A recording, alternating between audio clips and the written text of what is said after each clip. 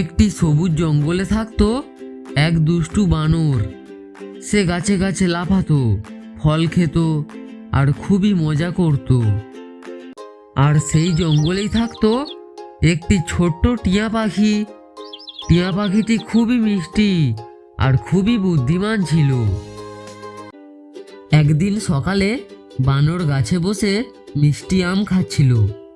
হঠাৎ সে শুনল, হ্যালো, আমটা কি মিষ্টি?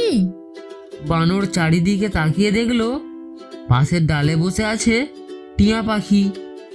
বানর হেসে বলল, হ্যাঁ, খুবই মিষ্টি, খাবে নাকি? টিয়া লজ্জা পেয়ে বলল, হ্যাঁ, একটু খাই। টিয়া পাখি বানরটির কাছে উড়ে গেল এবং বানরটি টিয়া পাখিকে এক টুকরো ছোট্ট আম দিল। টিয়া খুশি হয়ে বলল, ধন্যবাদ বন্ধু। সেদিন থেকে তারা দুজনেই খুবই বন্ধু হয়ে গেল। প্রতিদিন বানর ফল এনে দিত আর টিয়া জঙ্গলের নতুন খবর শোনাতো। কোথায় পাকা ফল আছে, কোথায় নতুন ফুল এসেছে, সব কিছু টিয়া বানরকে জানাতো।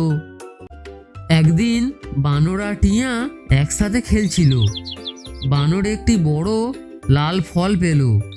সে বলল, চলো, আমরা একসাথে খাবো। টিয়া বলল, আমার জন্য রাখো। তারা একসাথে ফল খেয়ে হাসলো, লাফালাফি করলো। সবাই জঙ্গলের অন্য পশুরা তাদের বন্ধুত্ব দেখে আনন্দ পেল। টিয়া বলল, বন্ধুত্ব মানে একে অপরকে সাহায্য করা আর আনন্দ ভাগ করা। বানর হেসে বলল, হ্যাঁ, সত্যি, বন্ধু সবসময় পাশে থাকে। সেদিন থেকে বানর আর টিয়া সব সময় একসাথে থাকতো। তারা খেলতো, মজা করত আর একে অপরকে সাহায্য করত।